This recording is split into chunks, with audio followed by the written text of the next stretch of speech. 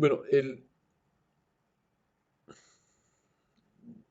tema de cómo creo lo que creo es una preocupación de mucho tiempo, de muchos años, porque generalmente tendemos a crear con automatismos, damos por sentado que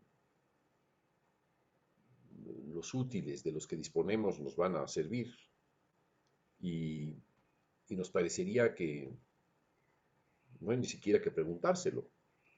Cuando me pongo a crear, probablemente pienso en la obra anterior, la última, medito si acaso quedaron pendientes, si abrí con esa obra o no algún horizonte que me permita trabajar en un proyecto nuevo, o si con esa obra cierro una fase de mi trabajo y comienzo otra, completamente otra.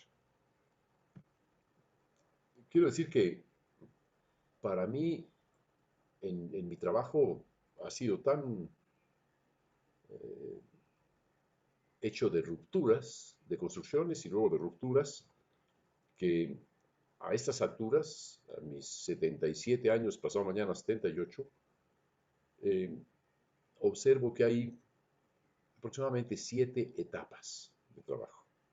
Me gustaría definirlo porque, o precisarlo, narrarlo, porque seguramente es útil el que alguien que ha pasado por tantos procesos les refiera a ustedes cómo ha sido eso, qué fue lo que me llevó a abandonar algo para emprender algo nuevo y esto, abandonarlo para emprender otro nuevo, etcétera.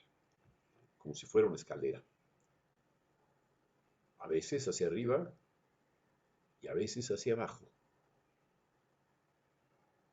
Cuando digo hacia abajo, no necesariamente me refiero a volver a lo anterior, sino a ir más al fondo en aspectos que no había contemplado. Cuando comencé a pensar que podía crear, una buena tarde en la calle, caminando, me quedé pasmado en una esquina porque comencé a escuchar una orquesta. La orquesta no sonaba afuera, sino sonaba en mí. Una orquesta completa. Yo había escuchado una orquesta solamente en grabaciones, jamás había ido a un concierto físicamente. Y lo que oía me sonaba a Verdi, a ópera italiana. Parecía una obertura o alguna cosa de esa naturaleza. Música bastante ligera, llena de golpes de platillo, una música muy simple. Y lo que me dio la certeza de que era mía y no de Verdi es que si bien sonaba a Verdi, yo podía cambiarla al instante. Primero me quedé escuchándola pasmado, pero después comencé a cambiar. Dije, esto puede cambiar por esto otro, y ahora se me ocurre que cambie así, y así, y así, y así. No sé si ustedes recuerdan que al escuchar música, seguramente que lo recuerdan o lo han experimentado, uno puede predecir lo que viene. Dice, viene tal cosa. Y aciertas o no. Si aciertas, coincides con el autor. Si no aciertas y tu idea era buena, dices, aquí hay algo que es mío. Aquí hay algo que se me ocurrió, que yo haría. Y quizá escuchas hasta el final para ver si eso estaba o no. Eso u otras ocurrencias que puedes tener. En mi caso, ante esta epifanía, me ocurrió que podía cambiar y cambiar y cambiar. Algo me distrajo, quizá un claxon en la calle, alguna cosa así, y se fugó aquello, dejó de sonar la orquesta, pero podía recordarla. A partir de ahí, informé a mis padres que iba a ser músico y compositor, que esa era mi vocación y que necesitaba un instrumento. Fue una lucha verdaderamente larga porque no estuvieron nunca de acuerdo, Y bueno, hasta que decidí largarme de mi casa a los 14 años y ya vinieron tras de mí a decir, bueno, quédate y te compramos un piano. Así fue. Cuando comencé a tener aquel piano, bueno, antes de tener el piano, me imaginaba música. ¿Cómo?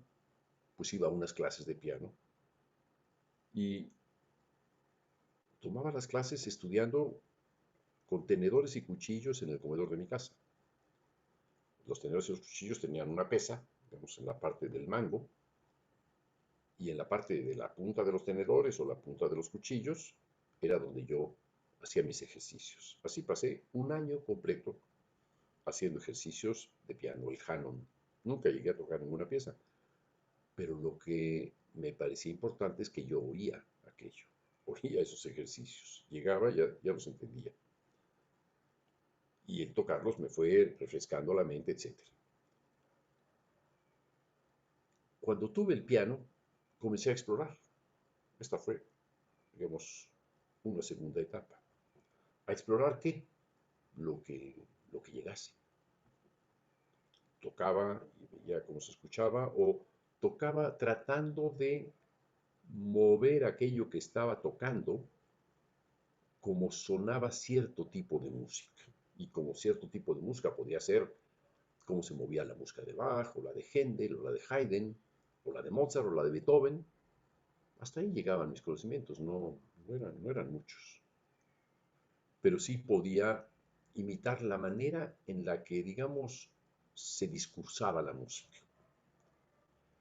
A partir de eso, de esa experimentación, de esa prueba,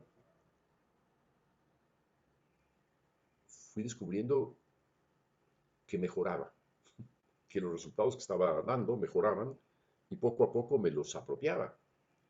Sí, sonaban como fulano, sutano o perengano, pero otra vez los traía para mí. Se convertían en algo más, más mío, aunque fuera poquísimo, muy, muy poco. Eran exploraciones que me llevaban perdón, a entender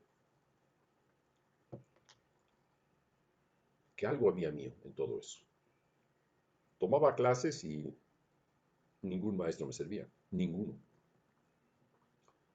Todos te pedían cosas que no se te ocurrían. Decía, ¿y no por qué? No, yo lo que quiero estoy escribiendo algo, una sonatina para piano y es así. Ah, no, eso está muy complicado. Mi relación con todos mis maestros casi fue así. Todo lo que estaba escribiendo era demasiado distinto de lo que ellos esperaban. Quiere decir que era otra cosa en la que ellos no tenían soluciones, pero yo tampoco. Permítame encender aquí la aireación porque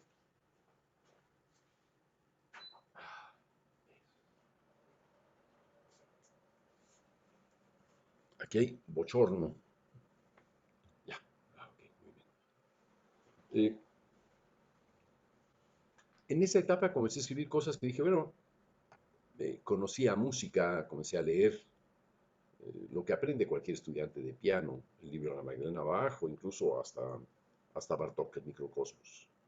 Entre esos dos mundos había una satisfacción de saber que algo de Bach podía quedar en mí, algo de Mozart podía también, algo de Beethoven, pequeña sonatina de Beethoven por ahí, y algo de Bartók, que era el más extraño de todos. Un buen día, no sé, en la sala Ponce, escuchando una clase de piano que no tenía nada que ver con lo que yo estaba teniendo en la cabeza, se me ocurrió una obra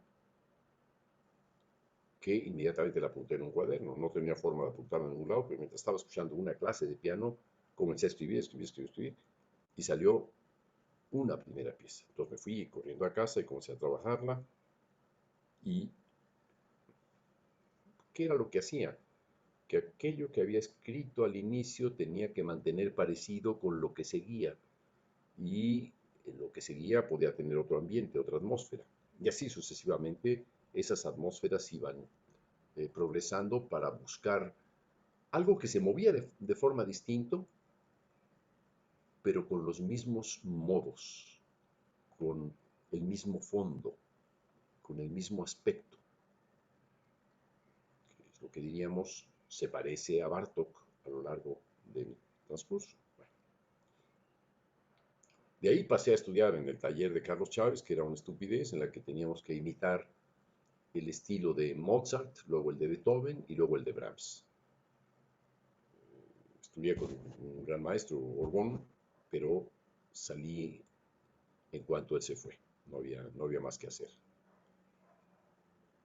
Y trataba de escribir algo que era distinto. Ahora, había escuchado la música de Webern, sobre todo de Webern, las piezas para cuarteto de cuerda número 5, y lo que yo oía era una parte de cello con la cual comenzaba. Yo tocaba el cello, lo cual también me daba cierta libertad para crear, pues ya tenías el, el recurso, el conocimiento, y a partir de ahí iba integrando todos estos eh, recursos. Fue un fracaso. Entonces me fui a estudiar a Morelia con un maestro alemán que resultaba que era nazi, que admiraba a Hitler, literalmente Gerhard Münch, y era un fracaso. Me enseñó a escribir ciertas cosas de cierto modo, incluso él escribía los temas y yo tenía que armonizarlos y continuar con ello. Era un fracaso. No podía hacer nada. Me fui a París y en París entré a la clase de Messiaen y a la de Boulanger. Eran las antípodas, no podía haber cosa más opuesta.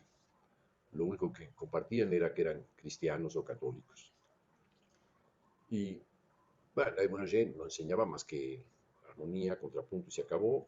Y Messiaen no enseñaba composición, todavía hacía clases de análisis, pero comenzó a dar clases de composición.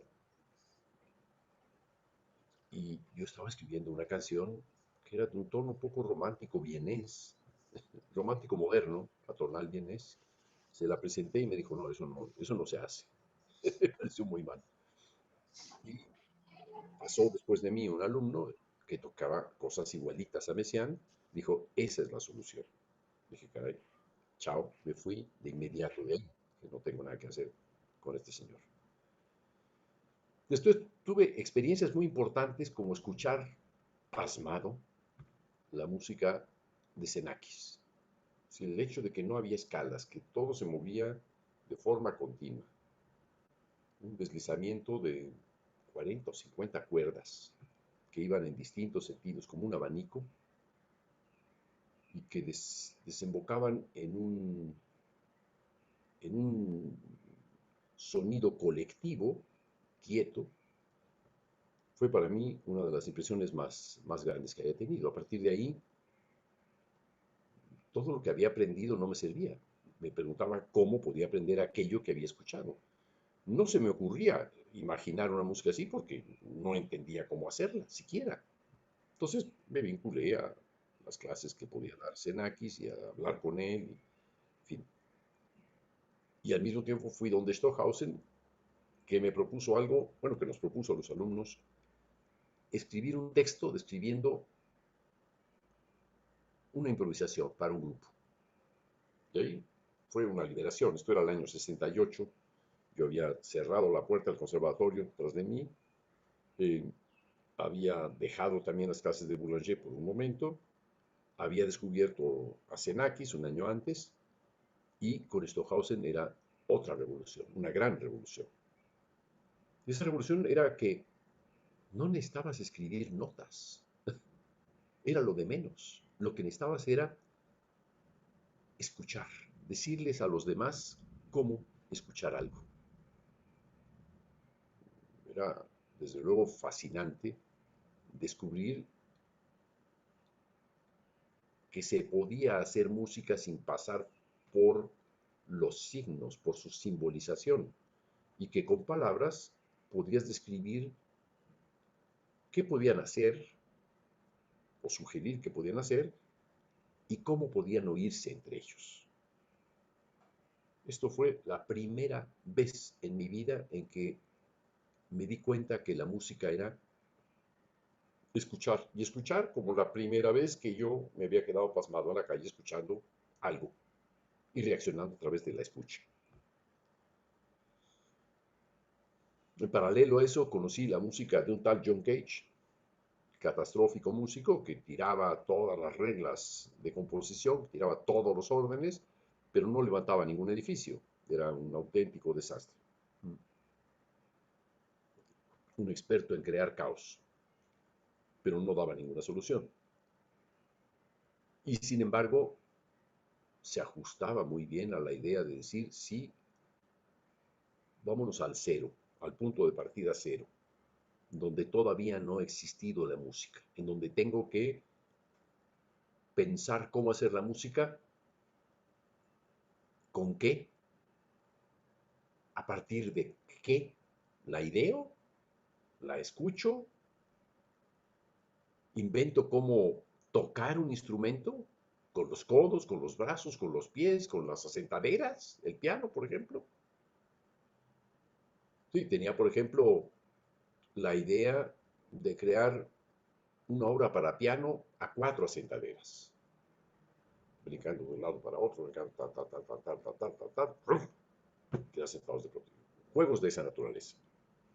Otra, poner a un tecladista en medio de un triángulo de teclados. Por un lado, un gran piano, por otro lado, un gran clavecín, por otro lado, un gran órgano. Y solamente giraba, tenía una silla giratoria y podía tocar de todo, dos teclados a la vez, y girar, total. Una locura. Pero era más que nada la imagen de esa libertad que la escucha de esa libertad. Hice muchas cosas, como por ejemplo intentar responderle a Cage. Cage decía, todo lo que oímos, que llamamos ruido, todo eso es música. Y me pareció muy ególatra firmar que todo a partir de ahí era su música. Y bueno, ¿qué, qué derecho el suyo? Decir que todo lo que oigas es música y es, a él se le ocurrió, luego es suya.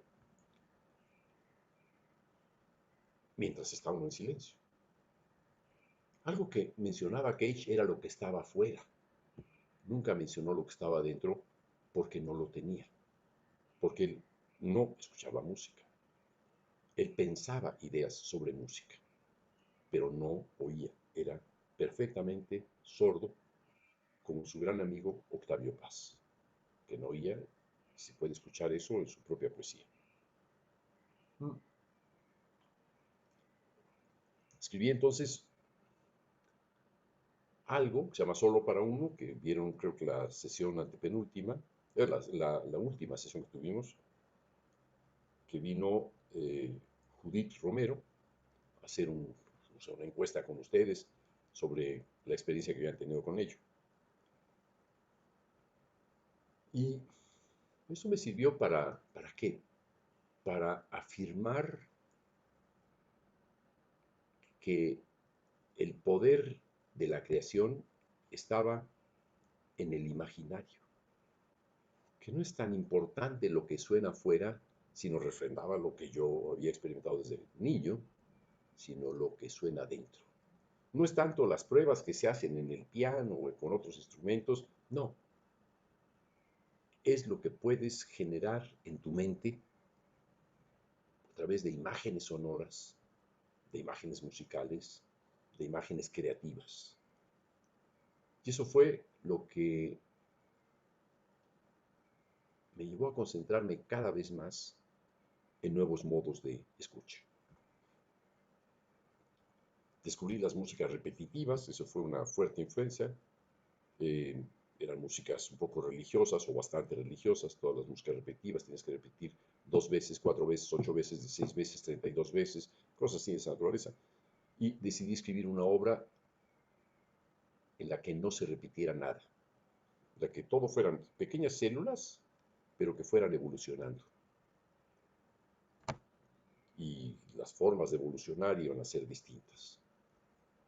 Eso me pareció muy interesante, pero lo que inventé fue el proceso de producción de esto, sin necesariamente oírlo. Yo ya sí lo podía producir, yo podía improvisar a partir de un conjunto de reglas que había establecido, un conjunto de modos de repetir algo de distintas maneras, pero nunca repetir igual, y que me llevaron a entender el proceso y de una manera a separarme totalmente del resultado. Los resultados podían ser todos los que permitiera ese mismo proceso.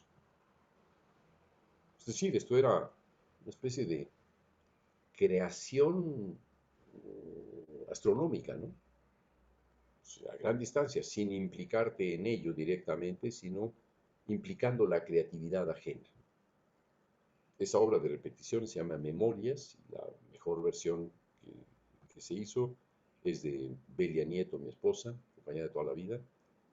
Eh, Está en SoundCloud, por cierto, acabo de poner. Hizo muchísimas versiones de la misma, siempre con los mismos elementos melódicos. Después de eso, tuve una imaginación de una música que era completamente distinta a lo anterior. Es decir, que todos los pasos que había dado antes eran abandonando, pero había algunas conexiones y de pronto dije, no, lo que quiero hacer es una música que suene muy parecido a la experiencia que había tenido escuchando a Xenakis con Metástasis para cuerdas, pero que suene como yo lo que veía era una especie de fuente con hilos de agua que giraba, etcétera. Dije, esto no lo puedo resolver a solas. Pensé que necesitaba ir a un centro de cómputo y ahí fui y caí en las garras de los matemáticos. O sea, no, pues yo tengo la fórmula, esto lo vamos a resolver. Me puse a estudiar teoría de grupos finitos y su aplicación en la música. No me sirvió absolutamente de nada para eso, me sirvió para otras cosas. Pero esa obra que yo quería crear se quedó pendiente y eh, a medias, digamos. Eh, Me propuse crear una obra, porque me encargaron, una obra para el, ¿cómo se llama esta cosa? Es como un observatorio figurado, es una cápsula en la que están las estrellas pintadas o lo que sea, y y están proyectadas, digamos, están proyectadas las estrellas y uno observa Un todo eso. planetario. Un planetario, muchas gracias. ¿Quién dijo eso? Yo, tu Ah, Adelina. conciencia. Eso. Tú sí que sabes, Adelina. Exacto, un planetario. Y sí, escribí una obra para 6 contrabajos, 9 chelos, 12 violas, 15 violines primeros y 18 violines segundos, con un conjunto de metales, había creo que 9 trompetas y así sucesivamente iban hacia el grave, creo que eran 3 trombones y una tuba al centro. Y la música giraba en un sentido a una cierta velocidad, giraba en otro, más lento en otro, giraba en otro mucho más lento, cada una en un sentido, cada una con su propio tiempo. Fue un proceso extraordinario, realmente, aunque no la haya concluido, se llamaba la Sinfonía Cinética, pongo la C porque si no sonaría la Sinfonía Sin Ética, cosa que no escribiría jamás. Y esta, esta sinfonía, que no sé, era una fantasía más bien, una fantasía de planetario, digamos, se canceló, no dieron ninguna explicación y la abandoné. Era un trabajo inmenso en el que estuve trabajando. Estuve 2 años dedicado a hacer los dibujos, o sea, a trabajar el dibujo por primera vez y la transcripción. Pero lo que dibujaba era el ritmo, no dibujé el relleno, digamos. No había sonidos, no había decidido qué sonidos iba a poner. Y abandoné esa obra y la influencia de la teoría de grupos finitos, el trabajo en el matemático, me condujo a bajar un escalón y revisar las bases de la música tradicional europea. Todos estos conocimientos que había adquirido con los matemáticos me dejaban entender que esas bases estaban mal, que había cosas que podían coincidir, pero que podían amplificarse esas bases y mostrar nuevos horizontes. Y en eso estuve trabajando. Hay un libro que se llama Música de Teoría de Grupos Finitos, publicado por la UNAM, escrito en coautoría con Jorge Gil Mendieta, ingeniero del Instituto de Matemáticas Aplicadas y Sistemas de la UNAM.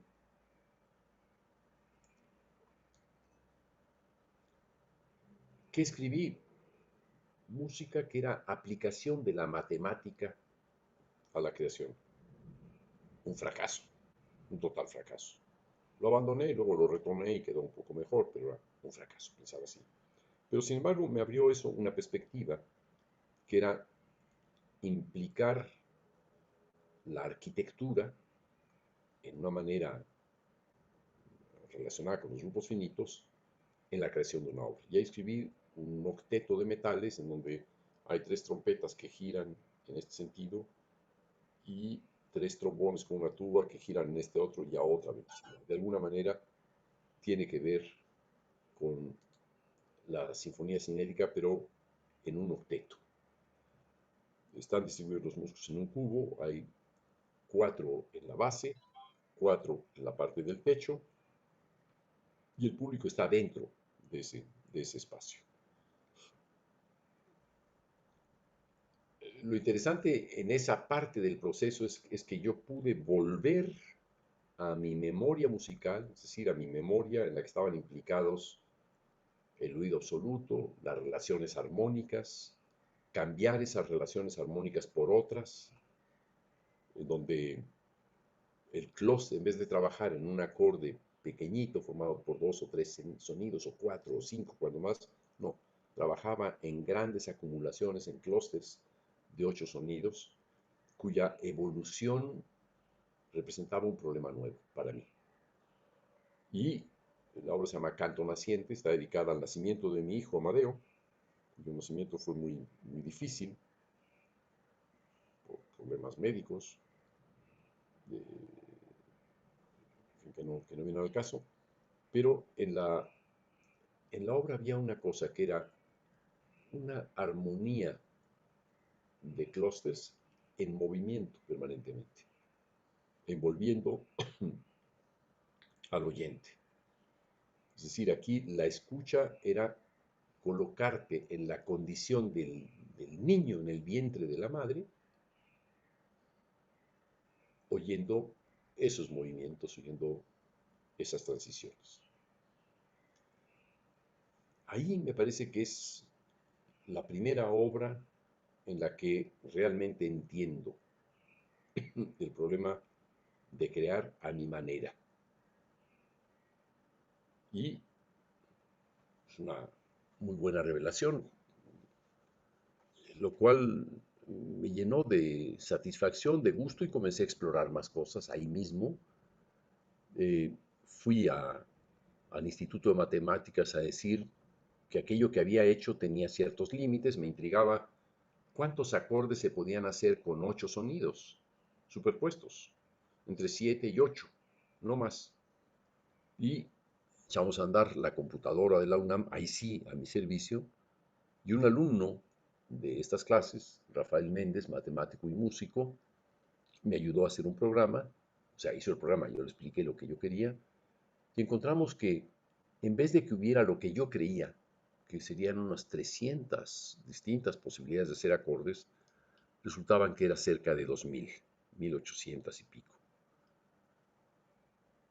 Me di cuenta por los resultados matemáticos que lo que yo había pensado estaba muy limitado todavía, que yo había pensado en términos de las escalas y no había pensado en términos de algo mucho menos eh, rígido. Es decir, que podía haber pensado en solo la escala cromática y pensar que esa escala fuera como un juego de perlas en donde jalas algunas para aquí y para allá, jalas tres para acá, cinco para allá, etcétera. De pronto las acumulas todas en un punto, etcétera. Todas esas combinaciones me habían escapado. Las combinaciones más de tipo continuo. Esta experiencia de no encontrar la solución fue para mí revolucionaria. Dije, qué tonto. Estaba pensando como me enseñaron. No podía pensar por mi cuenta. No podía pensar el problema en sí, sino pensarlo solo a partir de lo que conocía, de supuestos que partían de mi formación y de mi relación con esa formación, que quería recomponer ese mundo, rearmonizarlo, reestructurarlo, reinventar la armonía. Y el problema rebasaba ese problema. No tenía nada que ver, o esa premisa, no tenía nada que ver con ello. El problema era mucho, pero mucho mayor, y me acercaba, por un lado, a través de la armonía, a Ligeti,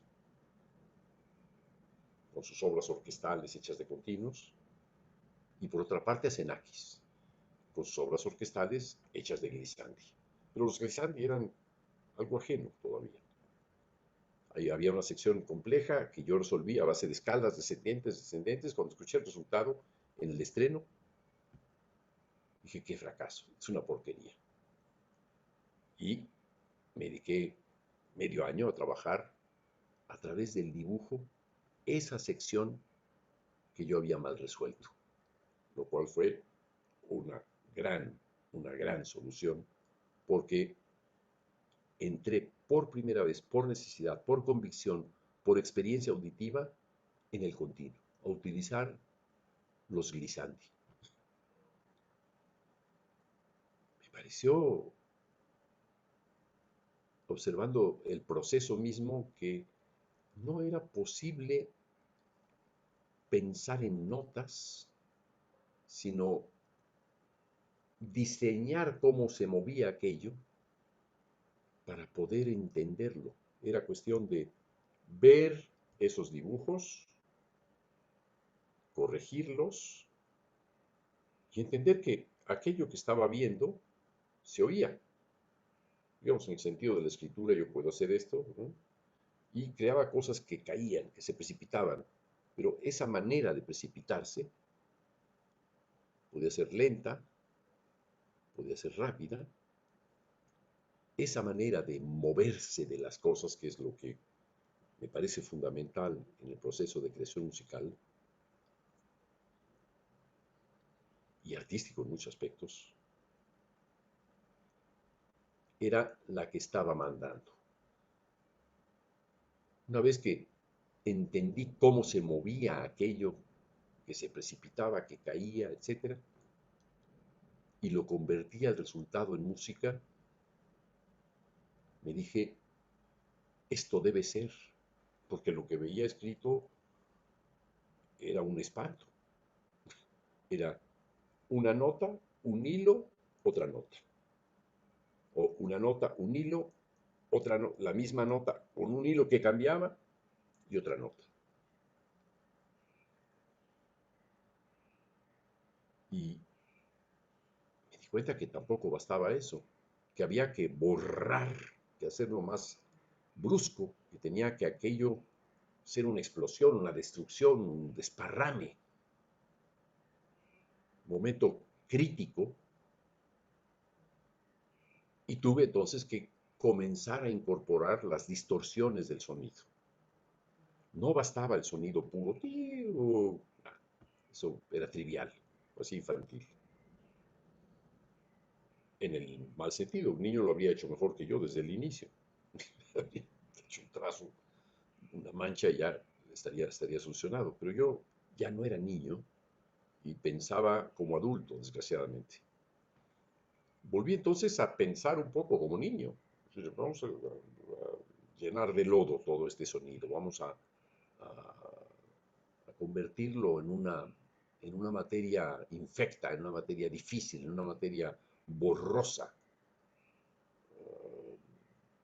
compleja para su interior, o rica en su interior, si se quiere, para no utilizar la idea de complejidad, que parece una tontería. Cuando vi el resultado, lo escuché en París, en un concierto donde sí, esa era la versión. Y los músicos no sabían qué hacer en esa sección.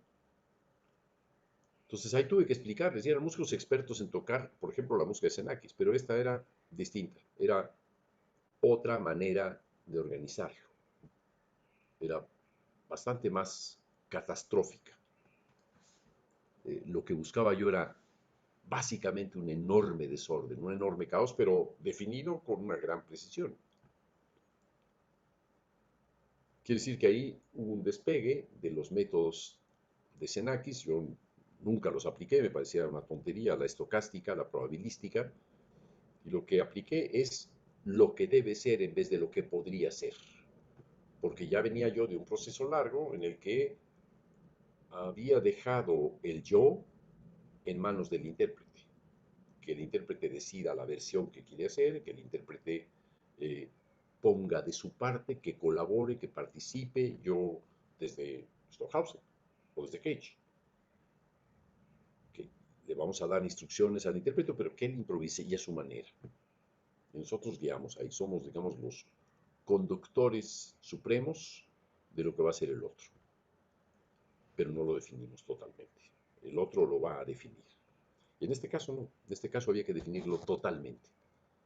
Y fue una, digamos, una nueva revelación. Digamos que todo lo que estoy hablando no es más que de un proceso educativo. O sea, he pasado de una cosa a otra y a otra y otra y otra y otra y otra. Y todo esto me conduce a algo increíble. Y es que acabo de decir que cuando trabajé con música y teoría de grupos finitos, bajé un escalón.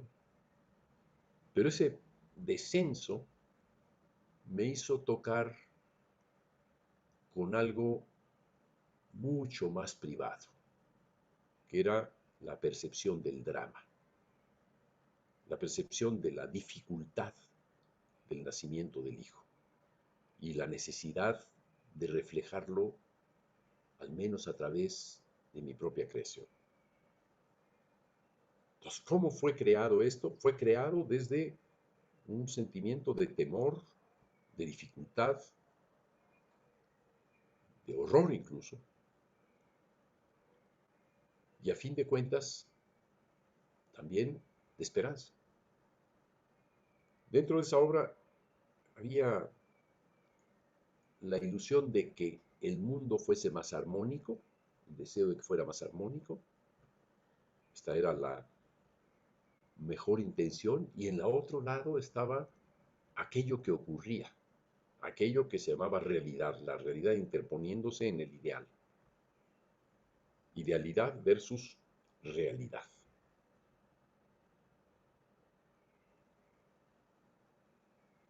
Es después de esa obra y de esta experiencia de fracaso en el momento central y buscar la solución para quitar ese fracaso de encima, que hice un paso profundo hacia algo todavía más abajo de lo que había encontrado. No fue un paso hacia un escalón arriba, no, fue un paso todavía más abajo, que era tocar la manera continua en la que pueden transformarse las cosas.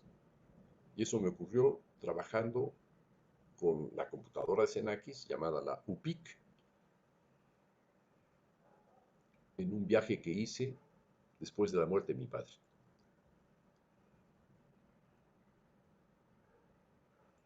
En esa obra todo está dibujado en una computadora, pero nunca usé el sonido electrónico. Me pareció horrible. Reemplazando al sonido electrónico, utilicé mi propia voz.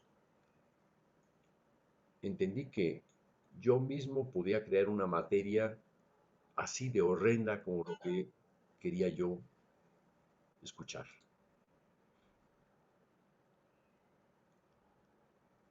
Y en un periodo de 15 días dibujé toda la obra. Fue la revolución más grande que haya yo tenido al entrar en contacto con una máquina que sí me convencía.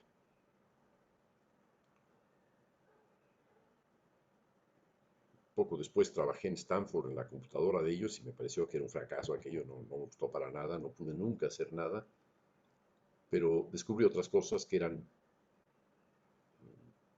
algunos aspectos de acústica, de cronoacústica, que me convencieron aún más de que la vía que había tomado era la buena.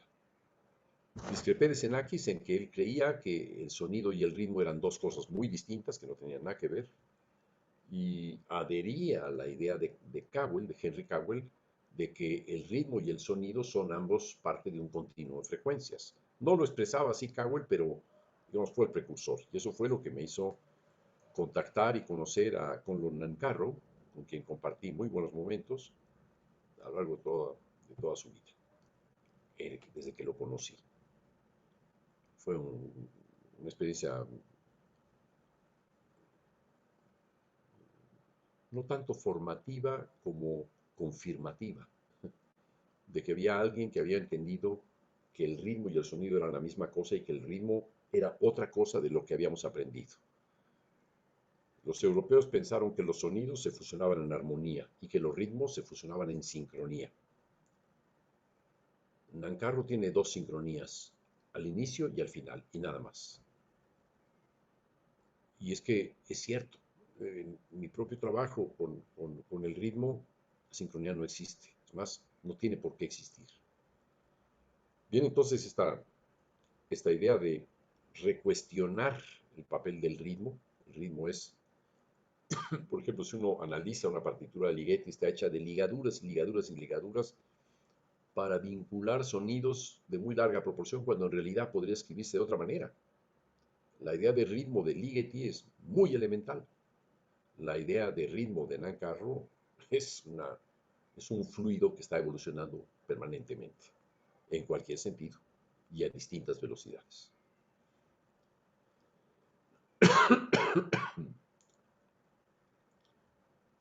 Una vez más, otra pregunta que te hace pensar qué puedes hacer con esa nueva materia, con ese nuevo material.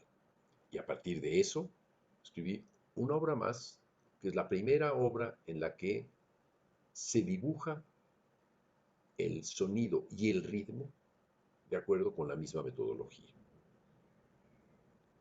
Es decir, que llevé la proposición de Xenakis de dibujar el sonido a dibujar el ritmo conjuntamente e incluso poder pasar de una aceleración a un sonido.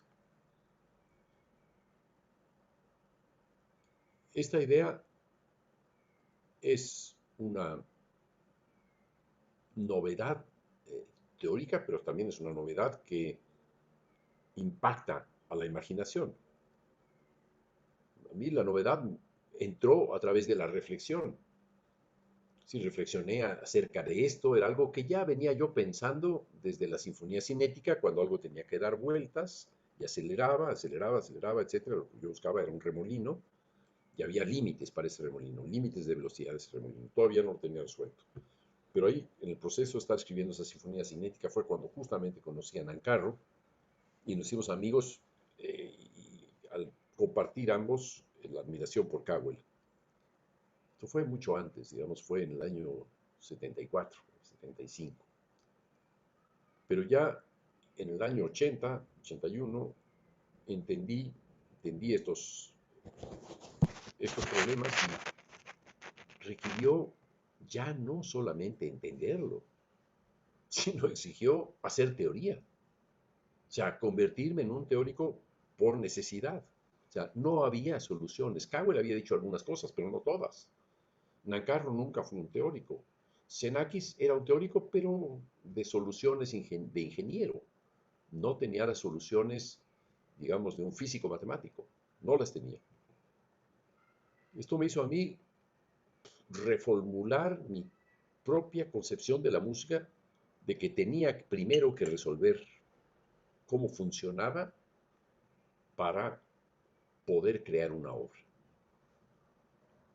Es a partir de ahí, incluso un poco antes, pero ahí con mayor convicción y emergente, la de convertirme en un creador investigador. Y digo creador porque ahí hay una decisión con el compositor, con la composición.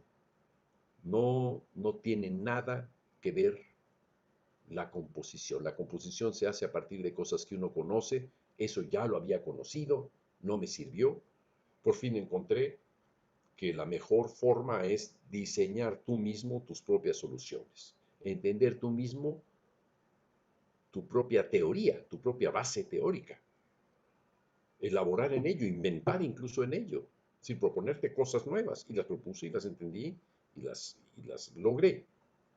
Ahí a partir de esa idea, siendo eminentemente teórico y como teórico, entendí la noción de macrotimbre. Decía yo que había que crear la base teórica y esa base teórica realmente sí me fui al escalón más bajo que al menos yo conocía, para poder crear ese nuevo universo. Ese aspecto, si se quiere, me condujo a nuevas búsquedas, es decir, no solamente una búsqueda, sino también a tener que desarrollarla, y la manera de desarrollarla fue hacer un doctorado. Cuando llegué al doctorado, ya llevaba un buen tiempo trabajando en ello, eh, 10 años venía ya de experimentar, de buscar, y cuando llegué a hacer el doctorado tenía ya casi escrito todo, pero me pasé 4 años en perfeccionar, digamos, y en consolidar las bases, esas bases teóricas, y continuar escribiendo, continuar aplicándolas. Eh, Eso fue lo que, digamos, la parte más árida. Fueron años de no escribir música y en paralelo hacer investigación, hacer investigación, hacer investigación. ¿Qué obtuve? Bueno, primero, desde Canto Naciente del 78 en adelante, obtuve la teoría general de los intervalos en las escalas, misma que desarrollé en México dando clases, así con ustedes. Había un matemático eh, que me auxiliaba, Adolfo Dunayevich, y un alumno avanzado, Enrique González Medina, que entre los tres discutiendo cosas, etcétera, un día Enrique pudo diseñar una, una figura parecida a esto. Alcanzan a verla seguramente. Esta se Sí, llama permutaedro y es una nueva noción en música, donde están expresados las permutaciones entre intervalos. Continúo trabajando en esa teoría desde hace, bueno, desde hace mucho tiempo estoy trabajando en esa teoría, y también en la teoría del continuo. Teoría del continuo entregué ya finalmente mi libro a la universidad, a la Coordinación de Humanidades y al Instituto de Investigaciones Estéticas, un libro que se llama Realidad e Imaginación Continuas, que remite a los métodos de creación en el continuo. Eh, Esa teoría del continuo incluye el macrotimbre, etc. Y la segunda parte, que es el continuo cromático de las escalas, es lo que estoy terminando y debo de entregar muy probablemente a mediados del año que viene o finales del año que viene. Me están ayudando en ello dos becarios. Uno es Cristian Morales, que estudió música y ya está terminando su licenciatura en arquitectura, o ya la terminó. Y nuestra amiga Adelina Parán, que está también terminando su licenciatura. Hola, Adelina. Ya, bueno. eh,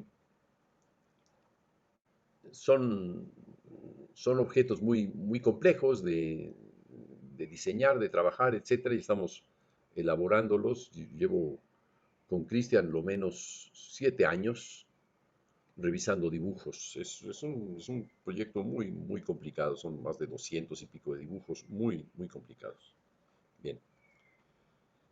Todo esto eh, incide sobre la idea de que crear música y crear algo nuevo, que es lo que yo he aspirado a hacer cada vez más, implica ser teórico, implica reflexionar, implica detenerse y decirse si las herramientas con las que he trabajado bastan o hay que crear otras.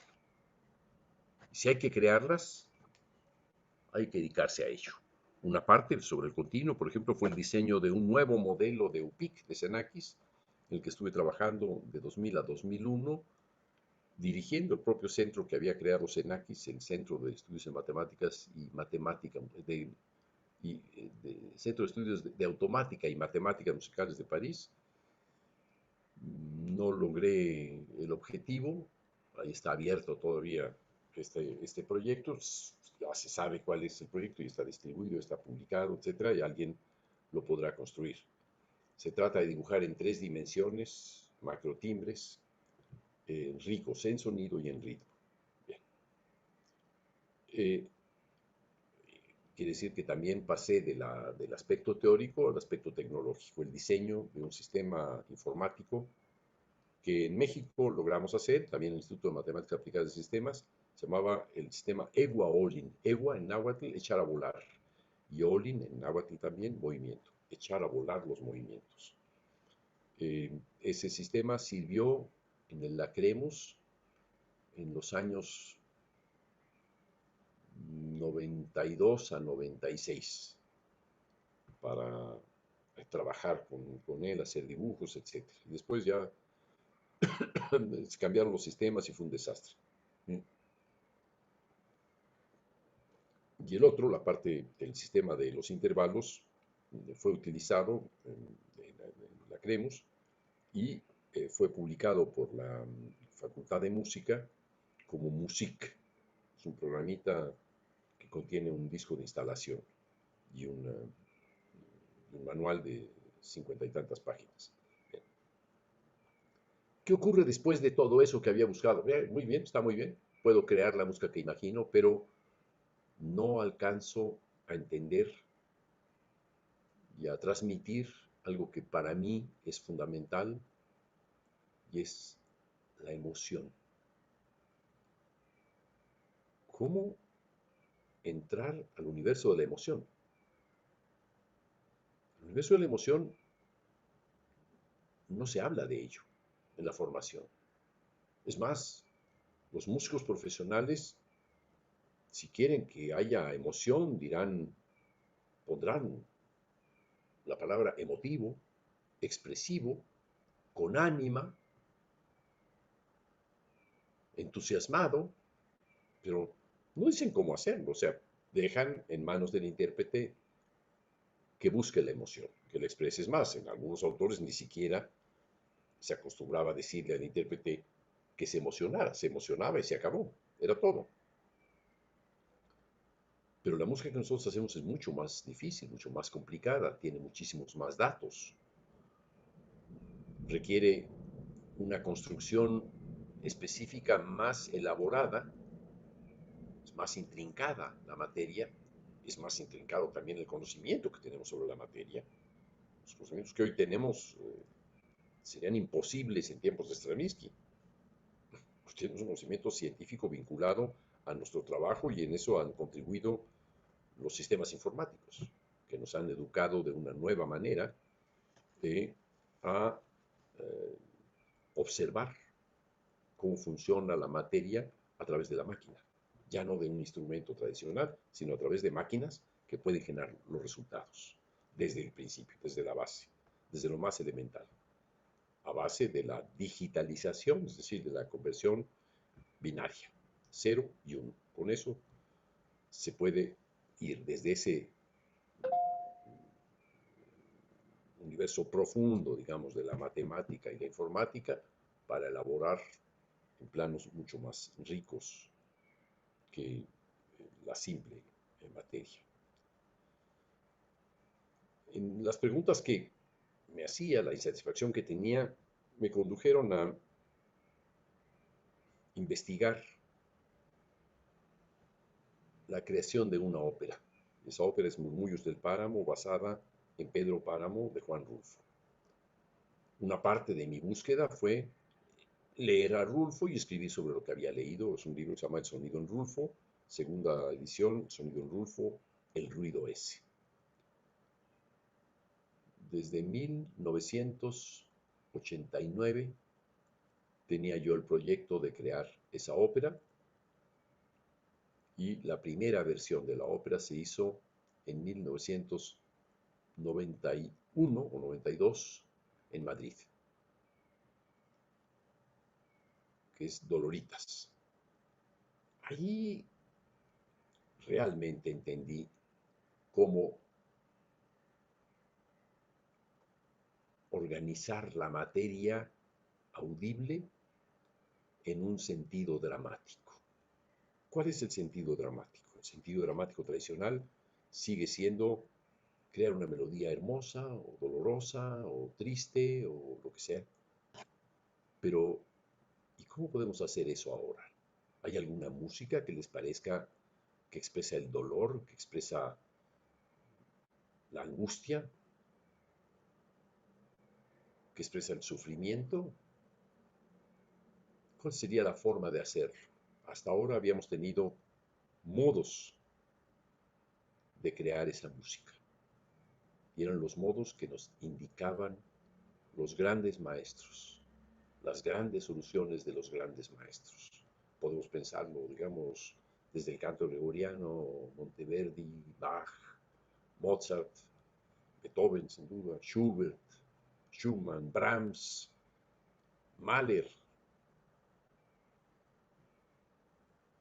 y expresar. Después de eso comenzaron la expresión en Schoenberg, más borrosa, en Webern, las primeras obras, en Alban Berg, ya imbuidas de un romanticismo constructivo raro, pero a partir de ahí la música cesó de ser expresiva. Los autores de la posguerra, desde 1945, dijeron que la música no tenía nada que transmitir, que la música no expresaba nada. Así lo decían, no sé, yo creo que lo decían también Ligeti o Xenakis, desde luego, o Stockhausen, o Nancarro, o Cage, desde luego, ese no tenía nada que expresar. Pero era lenguaje común decir que la música no expresaba nada. No era mi caso. La manera en la que para mí podía la música expresar era que a través de la materia misma se escucharan las tensiones dramáticas. ¿Cómo? A través de un conjunto de articulaciones que de alguna manera condujesen a formar esa imagen. Presión en el sonido, hasta la distorsión, o al mínimo de presión, articulaciones a través de distintas partes del cuerpo, la entonación. El semestre pasado y antepasado vimos la importancia del cuerpo en la emisión de la materia musical, como un sonido suena distinto aquí a los pulmones. El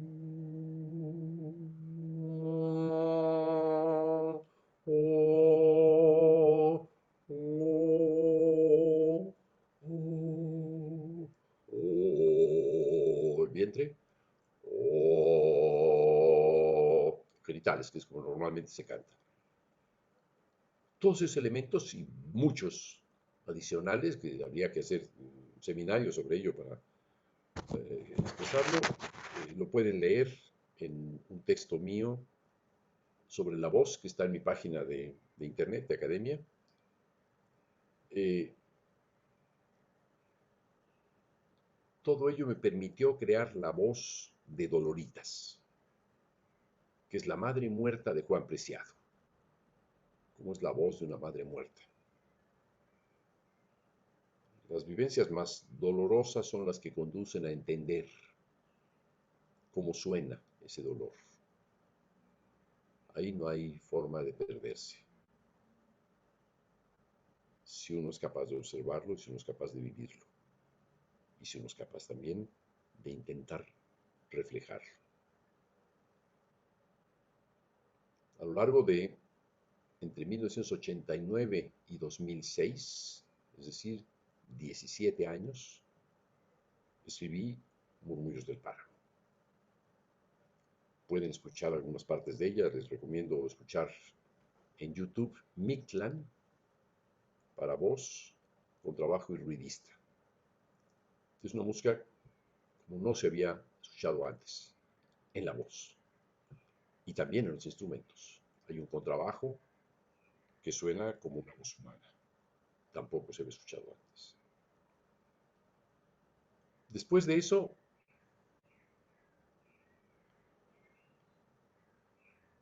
pasé a una época en la que necesitaba, después de haber escrito esa ópera, que fueron años de estar dibujando, convirtiendo, creando partituras, partituras, que los músicos llamaban, Fátima Miranda, mi cantante principal, partitorturas, pero que se encargó de transmitir el sentido dramático a la perfección.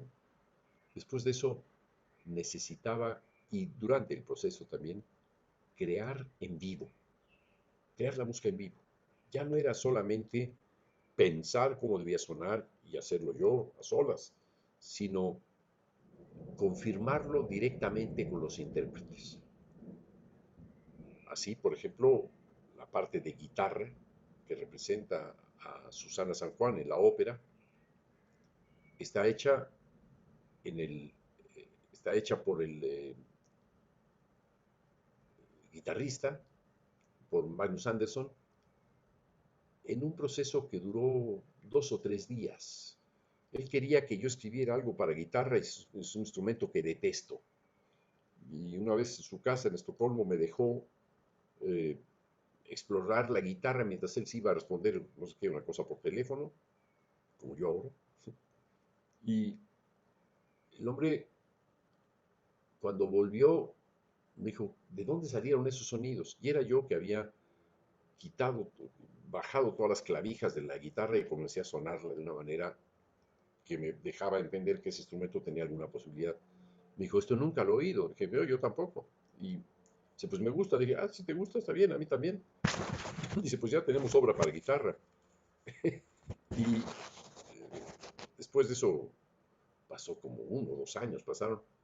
Dice, Julio, ¿ya vas a terminar la obra para guitarra? Dije, no. Y un día lo cité en la escuela de música, en un salón, dije, vamos a ver, tráete tu guitarra y distintos utensilios a ver cómo suena. Y ahí directamente, en una sesión de 1 hora y media, fue grabada la sesión por Gildardo Cruz Rojas. Comencé a pensar cómo podía sonar la guitarra, cómo podía ser la obra. Y ahí estaba la solución.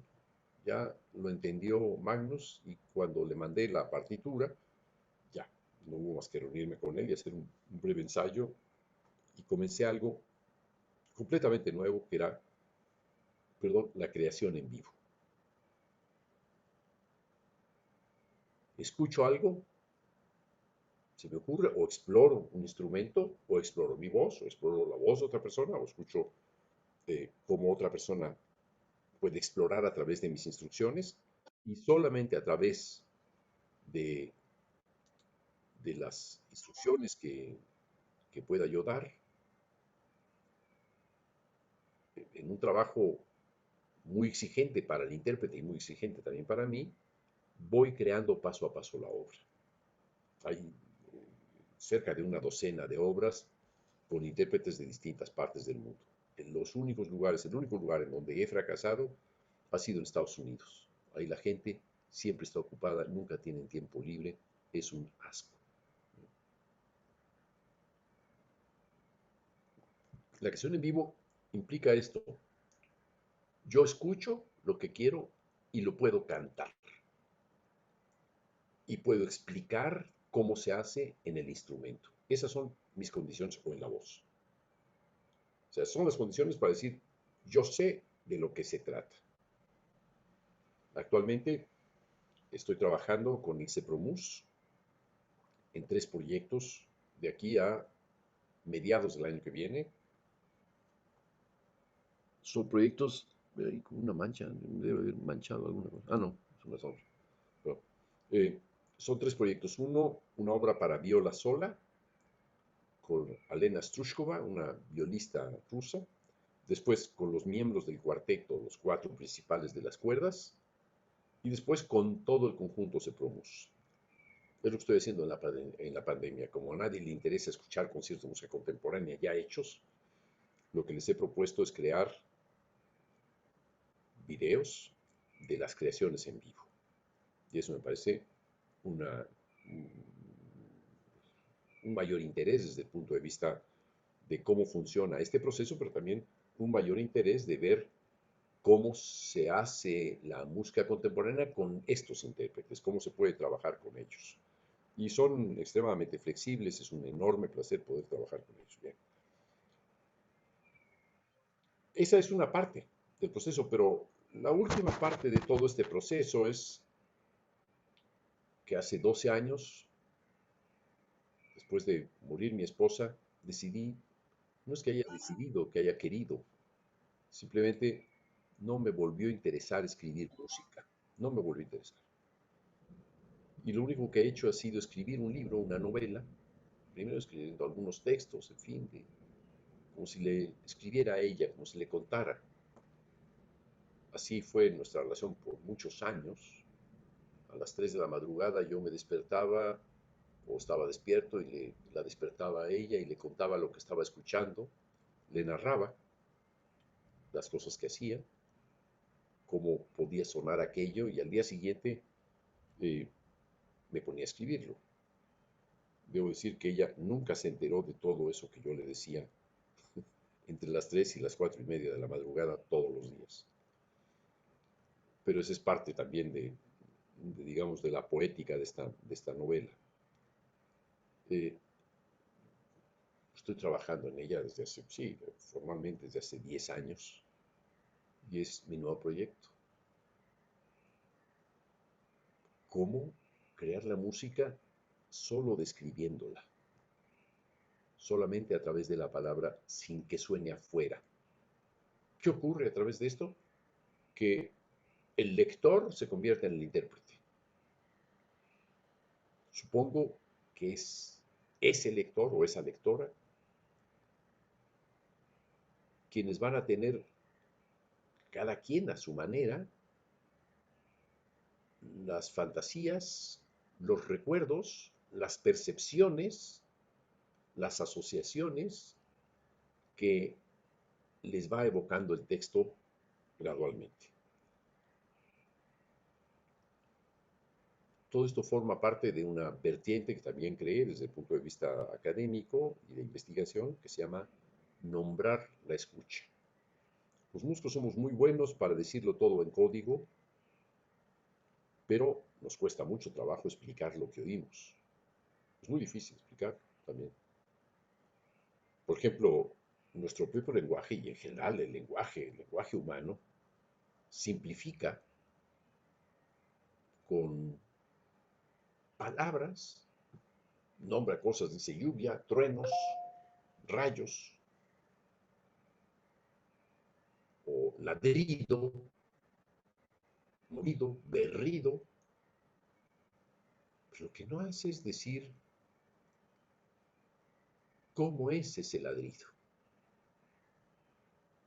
Cada uno de ustedes puede escuchar un ladrido. Cada quien tiene su ladrido, conoce algún ladrido que le haya impactado, que le gusta, el de su perro, el perro que tenían, el del vecino, el que escuchan en la calle, el que el otro día, el que conocieron, lo que sea. Cada quien tiene un perro por ahí, en este momento, escúchelo.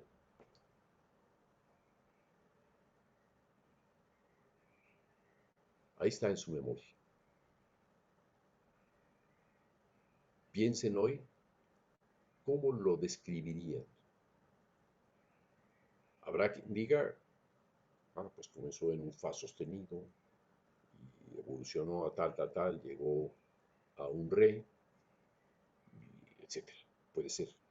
Alguien más dirá, no, pues escuché un gruñido y X.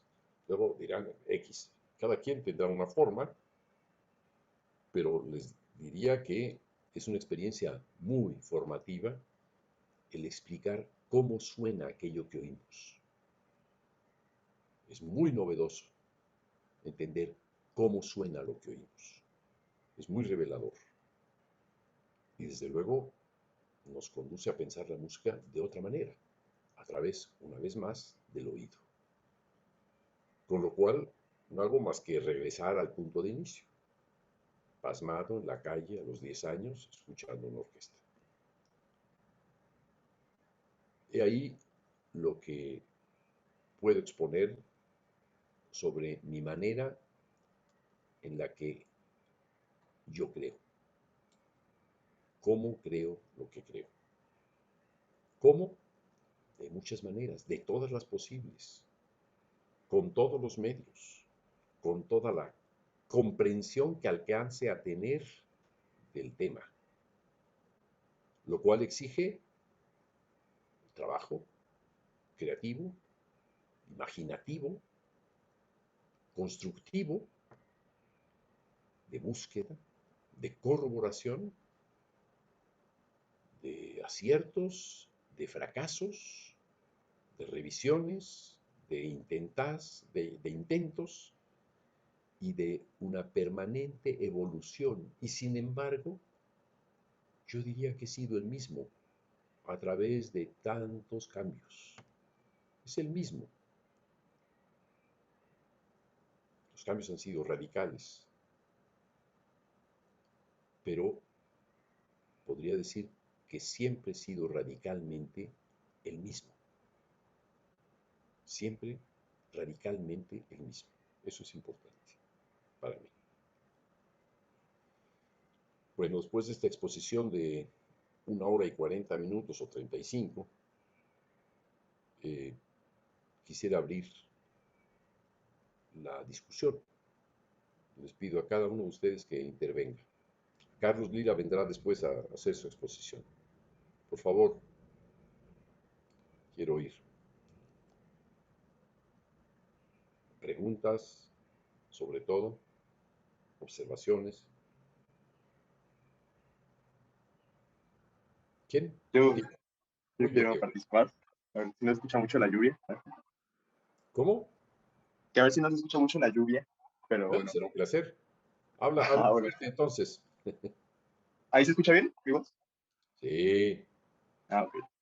Que bueno, a mí se me hace muy, muy importante pues, ese trabajo de reflexión, ¿no? De preguntarte cómo creas lo que creas. Bueno, porque por lo menos en mi experiencia haciendo la pregunta, pues siempre pues me di cuenta de algunas cosas de mi proceso que hacía que igual no estaban tan completas o decía, a lo mejor podría hacer esto en el futuro pues para llevarme a mejores resultados, ¿no? Entonces, como que también constantemente estaba llevando a cabo el cómo quiero crear lo que en un futuro pues, podría crear, ¿no? Ujú. Entonces, pues sí, me llevaba a cuestionarme si los métodos que yo uso o usaba también antes para crear, qué tan efectivos me son para realmente pues, hacer lo que yo quería hacer, ¿no? Y bueno, ahí tengo una pregunta que me surgió apenas, que es eh, que cómo puedes saber cuando algo te está funcionando y cuando algo no. ¿Tú qué dirías? O sea, bueno, yo diría, digamos, con mi experiencia que, bueno, con lo que yo me siento, eh, pues bien, con lo que me siento, pues no sé si cómodo sería la palabra, o con lo que me siento que mejor lo, pues lo pude llevar a cabo, o no sé, digamos que analizando ya el resultado. Pero bueno, no sé, la verdad estoy confundido, como que no tendría respuesta. No No sé. tendré respuesta. No hay algo, no hay un clic, así como en el eh, ves a una persona y dices, ah, esta gente podría ser mi amigo. O ves una chica y dices, esta podría ser mi novia. O quisiera que fuera. Ajá, O esta gente parece, me parece familiar. O esta gente es muy interesante. ¿Qué aspecto tiene? Qué raro, ¿no? O este animal me asombra. Bueno, eso con aquello que produces. Ponlo en ese plano. sí, Ponlo en el plano de la experiencia propia respecto de la percepción de algo. Lo que percibiste en tu imaginación, a lo mejor todavía no has percibido en tu imaginación algo tan claro. A lo mejor en tu imaginación tienes ideas, proyectos, quisieras que sonara así o asado, todavía no lo sabemos bien, todavía es muy confuso, ¿no? No lo podemos, no nos parece tan claro, tan evidente, es borroso. Cuando uno quiere crear algo, es borroso. En mi caso, es borroso. Ya cuando, después de 10 años de estar en ese proceso, ahora entendí cómo es lo que estoy escribiendo en la novela. La entiendo mejor, ahora sí, ya entendí, caray. Y creo que estoy a punto de entenderla todavía mejor. En ese momento de reposo dices, ahora sí, que venga el trabajo. Ya me voy a meter a trabajo, ya con una idea mucho más clara. Pero después de 10 años, hasta cierto punto tormentosos, no entiendo bien, pero es lo que quiero, a ver cómo hago. Tengo razón, escuchas a gente, discutes, no, me acabo de escribir música con una novela, estás loco, hombre, no, hombre, ¿qué es ese desastre, no? ¿Quién crees que eres o que puedes hacer? No, eso no, es absurdo. Bueno, yo digo que sí, yo soy muy terco, todos mis proyectos han sido producto de una gran terquedad y si fracasara para los demás, pero coincidiera con lo que yo quiero, con eso basta, con eso basta, sería suficiente. ¿Te contesta? Sí, sí, sí. Sí, igual todavía no tengo a lo mejor esa tarea de justo me pasa, ¿no? Que a lo mejor puedo tener, bueno, lo que me está pasando es que puedo tener muchas ideas en mi cabeza, pero digamos que ya a la hora de centrarme en escoger alguna o en concretar alguna, no, como que hasta todo se hace más borroso porque como veo todas las ideas al mismo tiempo y no se me falta ordenar más los pensamientos, más como ese clic, ¿no? De que habías dicho. Claro, es como si vieras, supongamos que tienes un conjunto de objetos que están flotando encima del agua y cada uno de ellos se está moviendo, ¿no? O están moviéndose colectivamente, pero no alcanzas a entender qué es lo que hace este, qué es lo que hace el otro y el otro y el otro y el otro al mismo tiempo. No sabes bien todavía, no sabes leerlo, ¿no? Se están moviendo, están así haciendo una... Y no sabes, sí, hay es un movimiento casi como espiral o círculo, no sé si es espiral o círculo, pero ¿qué hace este y qué hace este otro? No lo entiendo, no lo puedo entender, ¿no? O mientras este está subiendo su escalerita, este otro está bajando. A ver, ¿qué es lo que pasa cuando este sube y este otro baja? Y este otro comienza a subir también.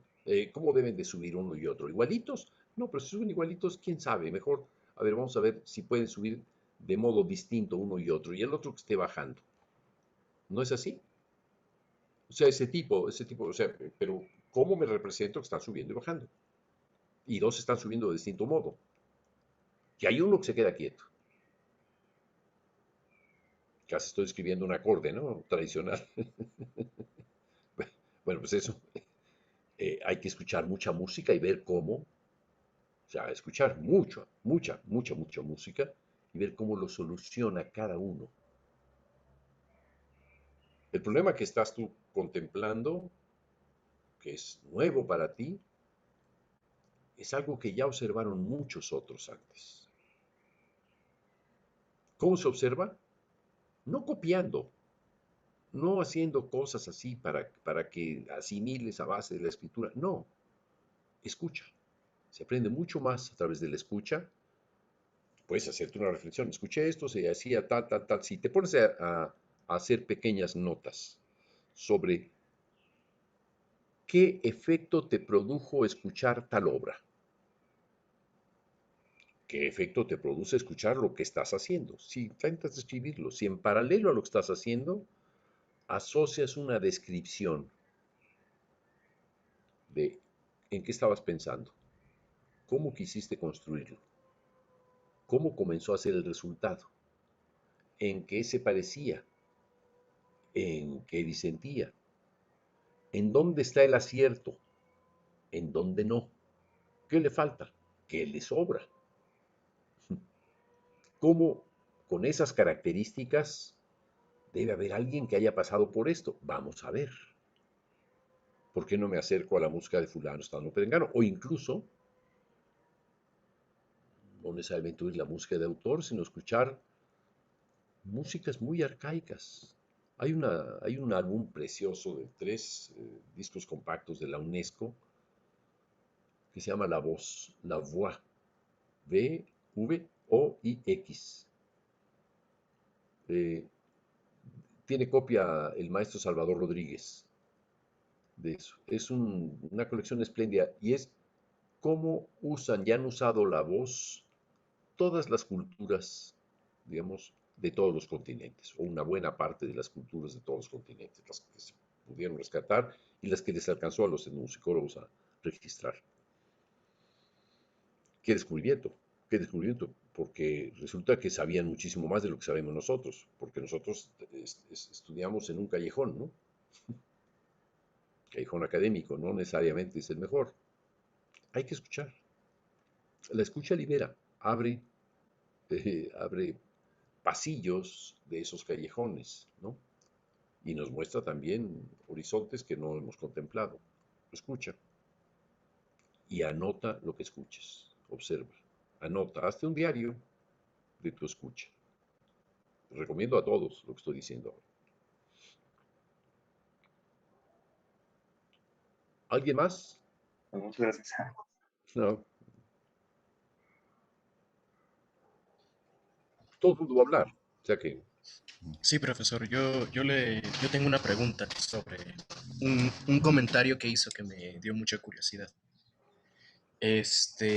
Usted comentaba que, bueno, cuando estaba haciendo algunos comentarios sobre Cage, sobre Xenakis y sobre otros compositores, usted mencionó que a usted le parecía que muchos de ellos no necesariamente presentaban soluciones, ¿no? Que si eran como estos, por así decirlo, iconoclastas, estas personas que les gustaba desmantelar otros sistemas, pero que no necesariamente presentan soluciones.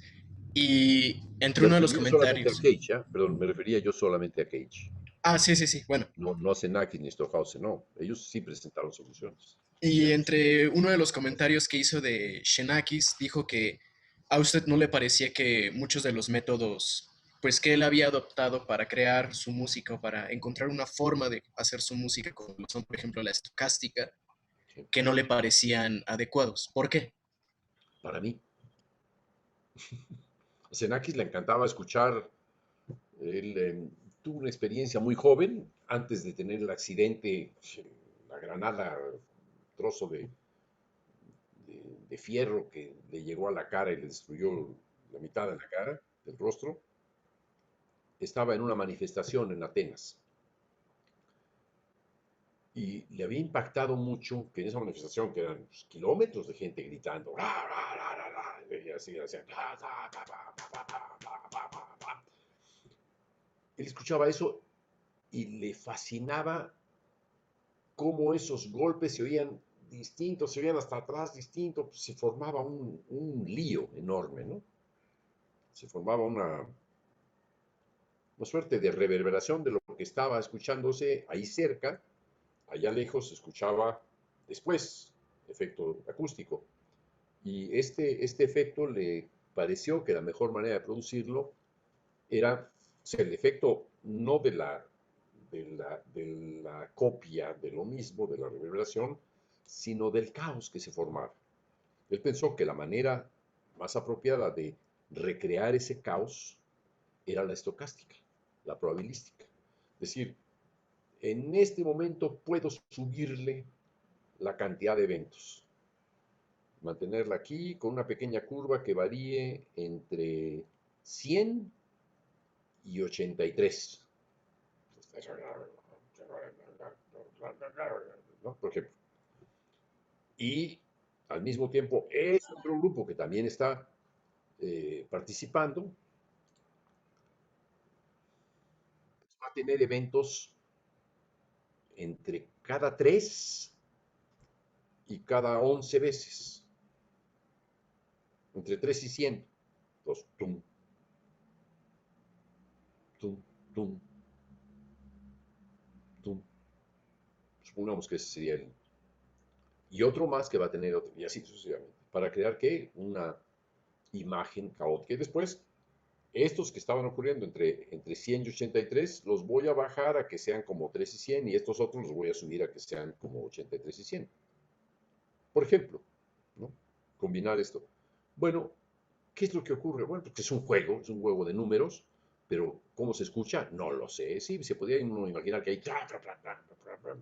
pero no sabe cómo escucha eso. Es imposible definirlo. Quiere decir que hay una enorme distancia entre lo que uno imagina y cómo lo representa. Lo representa mediante la escritura y cómo lo va a obtener. Puede funcionar, digamos, cuando es muy apretado, es decir, es un caos tremendo, sí, funciona. Pero si lo pones en lento, ah, nos encontramos de nuevo con la música atonal o la música serial al máximo grado, ¿no? El serialismo Serialismo. integral. Ajá. Eh, entonces, pues me parecía que ahí no estaba la solución. Es más, eso lo intentó hacer con teoría de grupos finitos en metástasis. Hay una sección al centro de metástasis que, que funciona muy mal, está muy mal. Y sin embargo es una novedad teórica. Es la aplicación de la teoría de grupos finitos en el caso de cuatro variables booleanas a la creación de estructuras algo caóticas. Es una porquería, eso no funciona. No funciona. Y lo hizo a partir de 12 sonidos. Yo se lo dije. Cuando oí la hora de esto es dodecafonismo, me dijo, no, le dije, sí, es dodecafonismo.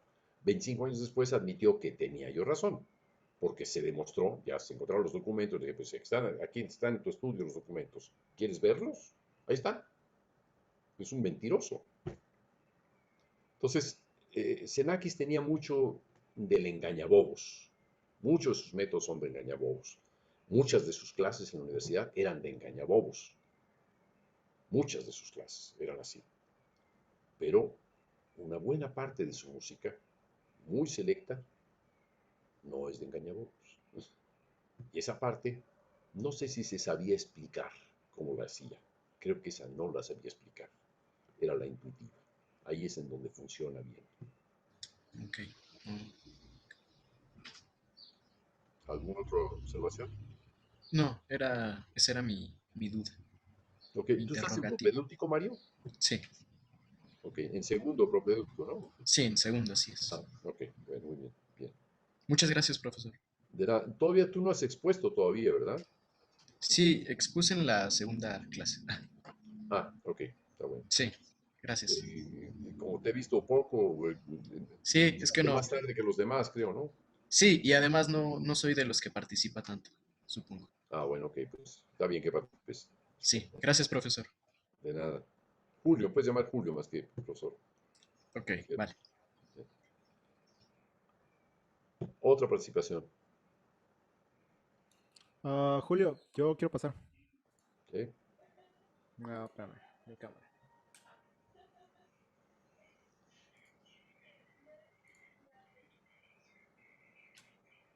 Ok, ya. Tú hablabas hace rato de la emoción en la música y eso me llamó la atención porque me acuerdo ya en otra clase que habías mencionado lo de Cage y bueno, también de otros autores que decían que la música no expresaba nada, algo así, por sí misma. Sí. Y no entendí del todo bien, ¿tú cómo dices que expresa la música algo? Quisiera que explicas un poco mejor eso. Ya, para mí la música es lo más parecido al ser humano. Y toda esta corriente que decía que la música no expresaba nada, no es casual que haya surgido justo después de la Segunda Guerra Mundial, cuando se vieron tantos destrozos, tantos dramas, tantos horrores, que lo que no querían era oír nada de eso. Querían crear abstracciones, algo que les quitara ese espanto. Tenemos esas necesidades. Sí, a veces la vida es muy canija, muy difícil. Bueno, nos ponemos a hacer castillos de arena. Necesitamos hacerlo, con una distracción. Un ejemplo de ello es la pandemia. Sí, sí, sí. Ahí tenemos la pandemia, pero hay gente que no la soporta, que le entran unas depresiones pavorosas. Hay otra que se pone fanáticamente a estructurar cosas, a estructurar cosas. O sea, a cada quien le salen sus aspectos más característicos, ¿no? En esta pandemia, por ejemplo, en mi caso, pues me he dedicado a esto, a estos horrores que ven aquí, a estas hamacas, y a escribir mi novela. Y ahora añado a hacer una creación en vivo con los músicos. O sea, tengo tres facetas, ¿no? Tres facetas que están en juego, las pongo en juego, pero una de ellas, la expresividad, se aplica a la novela y se aplica a la creación en vivo. ¿Cómo lo aplico? Porque para mí la música es la continuación de la voz. Si no fuéramos expresivos, no estaría hablando así nada más, seco, vejez. ¿No te cuesta trabajo? Un poco, ¿Todo es así con el mismo tono? más o menos. Más o menos. Cuando estás muy enojado, ¿cómo sería tu voz, Pues Esteban? Que oigan, se, que se oiga. Haz una voz de enojado. pues la verdad es que se alza bastante. Ah, ¿esa es la Ah, voz de enojado? Caray. ma- de molesto, de molesto. A ver, Eh, no, no sé. Dígame algo que me moleste. que no te dé vergüenza. Si quieres, apaga tu pantalla y saca el sonido. No, no, no. Mm,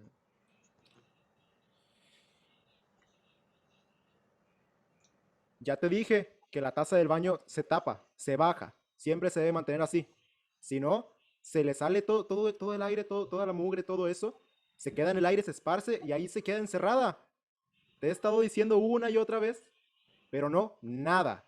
Nada de nada. Y sí, siguen siendo las mismas cosas, ya me estoy escuchando aquí. Siguen siendo las mismas cosas una y otra vez, repetida tras repetida. Te digo y te digo y te digo y no pasa nada. Todo sigue manteniéndose de la misma manera en la que siempre sucede en esta casa. ¿Así? ¿Así vas a vivir tú también? Eso sería, supongo que más de molesto que... Ese es un regaño. Ese es un regaño y además un regaño muy anecdótico. Te fuiste hasta la taza del baño para expresarte. Estás peor que los de la Segunda Guerra Mundial, o sea, peor que Cage, ¿no? Qué curioso que asociaste la taza del baño con esto. Freud decía que la música es un acto indistinto de significación anal. que, Y para que mejor es un muestra acto, Mozart, que que le es un acto encantaba hablar indistinto. de caca, de todo, de flatulencias, de caca, todo, Cierto, o sea, cierto. todo lo relacionado con la excrementación y los excrementos era tema favorito de Mozart y su familia, sus padres. Eh, pero bueno, ahí te fuiste hasta el excusado. Pero si te fueras a ti mismo, o sea, ahí lo que estás haciendo es a quién te estás refiriendo a alguien que te regaña a ti. No creo que ese sea el que está hablando, seas tú. Si eres tú, bueno, entonces le estás explicando a alguien que no entiende y te enoja, ¿no? Bien, muy bien. Bueno, dilo con música. No digas las palabras ni las explicaciones.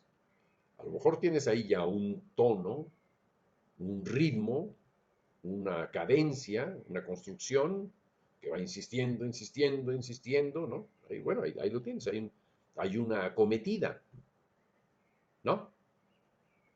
De alguna manera. Como haciendo una clase de referencia anecdótica, digamos que rítmica, de lo que sucede verbalmente por medio del sonido. Algo así. Por ejemplo, sí, sí. Sí, estás enojado. Dices, "Oye, ¿qué pasó con esto, hombre? ¡Oh, ¡caramba! ¿Eh? Ahí tienes a alguien enojado. Y eso que no estoy enojado todavía. Sí, sí, sí, ok.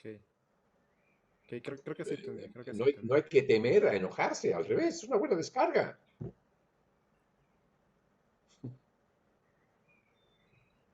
Con tal de que no la hagas, no descargues como la taza del baño en alguien,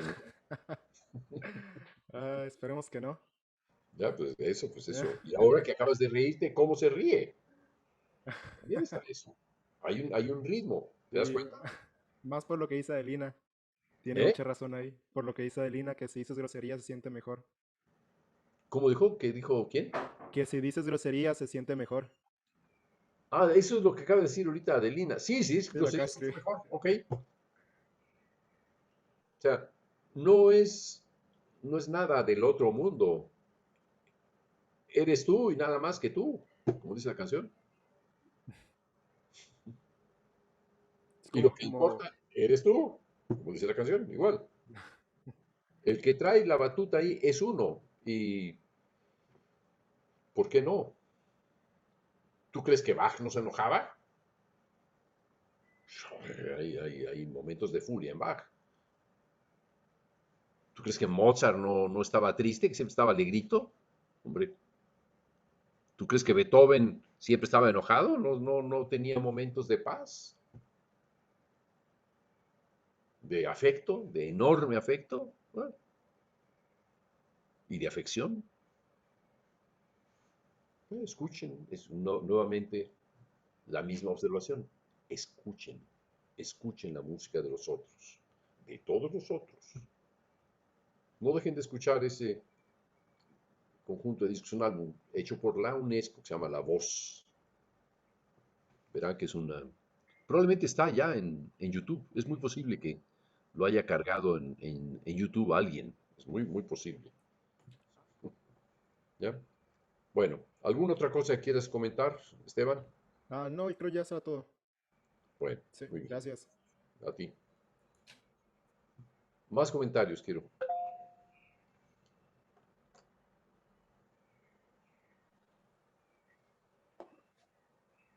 Sí, Mauricio. em, sí, Julio, ¿qué tal?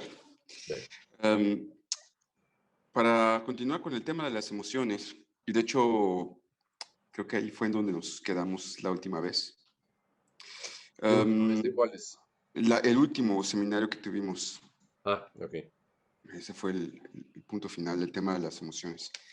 Muy Em, importante, muy me importante. parece que, me parece que no podemos expresar lo que no conocemos. Ujú. Es lo que yo creo, ¿no? Mm, No, tal pero vez me podemos, Tal vez perdón, me perdón. equivoqué, pero para empezar, tal vez me equivoqué, pero creo que no podemos expresar lo que no conocemos. Pero a ver un Y momentito. hay una, Es posible que expresemos cosas que conocemos y que no sean una expresión íntima. Podemos conocer lo que ocurre con Xenakis o lo que ocurre con Boulez o lo que ocurre con tantos autores que se dedican a dar a conocer o de expresar lo que conocían, y lo que conocían era un juego matemático o un juego de combinatorio o un juego acústico. Hay mucha forma de música que es expresar lo que se conoce, pero eso que se conoce no es necesariamente la emoción, el por conjunto eso yo hablo de las emociones, no hablo de de... lo demás. Hablo en Ah, no, términos claro. de emociones, no podemos expresar más que lo que conocemos, como en cualquier en otro dominio. Efectivamente, el ámbito de las emociones es el más íntimo y mm, tal vez me equivoque. Yo me pregunto cómo Mozart expresa lo que expresa, por ejemplo, en el Requiem, ¿no? ¿De dónde viene eso? ¿No? ¿Quién, quién, quién era Mozart realmente? ¿Cuál fue su experiencia de vida? Hay muchas cosas que ignoramos, ¿no? Perdón, perdón que te interrumpa. Hay una escala entre el dolor, la pena y la alegría vamos a decir, porque también esa es algo adquirido también, esta definición de las emociones, las nombramos según esta escala, de lo triste a lo alegre, ¿no? Sí, También, ¿no? Y bueno, el grado máximo de alegría o de felicidad se conoce como éxtasis, y el éxtasis viene acompañado euforia. de una tristeza profunda. También así es como lo describen los santos, por ejemplo, ¿no? Déjame Como lo que ha interrumpirte sido. un momento. Sí, Déjame interrumpirte un momento, Mauricio. eh, estás diciendo que no podemos expresar lo que no conocemos. O sea, lo que estás diciendo es una afirmación que en el territorio de las emociones puede conducir a una fuerte contradicción. Es posible que alguien que no ha vivido una manifestación posible de alegría, de tristeza, de sorpresa, de enojo, que no la haya vivido, es posible que la pueda expresar. Yo digo que sí, todo mundo. Sí, Cuando pero de manera mimética y no habría una comunicación. espera tantito, ya he terminado. Sí le va a ocurrir porque está en su potencial. Es decir, es un potencial humano, es una cosa que ocurre que no es aprendida. La alegría no es algo que aprendiste en tu tribu, ni la tristeza, ni el espanto, ni el miedo. No es aprendido necesariamente. No es algo que te transmitieron tus padres necesariamente. Aunque no te lo hayan transmitido, si estás solo en este mundo, puede ser que te encuentres con algunas emociones. Estoy de acuerdo contigo en que las emociones no son solo el catálogo conocido, pueden ser mayores, claro que sí. Pero eso es lo que yo quería hacer el comentario, pero es posible tener una emoción que no se ha tenido, desde luego que sí, claro que sí, por primera vez sin que jamás se haya sentido, claro que sí, ¿cómo no? ¿Cómo no? ¿Cómo no? Y son tremendas, pueden ser tremendas, tremendamente dolorosas o tremendamente gozosas, morirse de risa. Tal vez, pero justamente, yo lo que quiero decir justamente es eso, es que si mi objetivo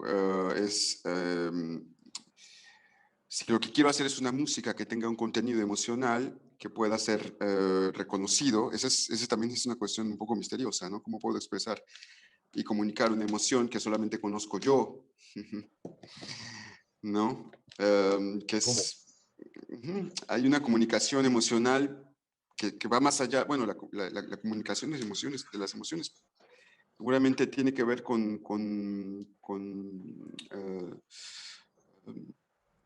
cosas más profundas que el lenguaje y su estructura, con la biología, con la herencia biológica. El miedo es algo muy primitivo, ¿no? Por ejemplo, por supuesto que lo podemos reconocer y lo podemos identificar.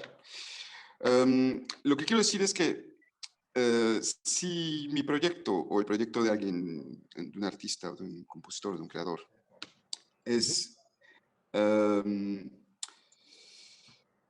hacer obras que tengan un poder de comunicación emocional fuerte, no que comunique emociones fuertes, pero que haya una fuerza de comunicación a nivel emocional, sin tener que hacer uso de los rudimentos y las condiciones ya establecidas por la música anterior o el arte anterior. Que a lo que nos lleva es a la redundancia de emociones, es decir, siempre expresar las mismas emociones, siempre de la misma forma, siempre comunicar dentro del mismo marco y nunca descubrir emociones nuevas o posibilidades emocionales nuevas. Si ese fuera mi proyecto, lo que haría sería explorar el terreno de las emociones de manera que haya en mí una impresión emocional y una exploración, una exploración de las emociones, más allá de lo vivido cotidianamente. Simplemente o hacer eso o esperar a que la vida misma te muestre, ¿no? El potencial que tienes como ser sensible, ¿no? Yo conozco a personas que son extremadamente, bueno, no muchas, conozco algunas que son extremadamente felices, ¿no? A pesar de las pruebas que han tenido, que son las pruebas que podemos tener todos, pero que tienen un carácter gozoso, como lo has dicho tú, que es constante y ellos mismos expresan en su persona, en su manera de comunicarse.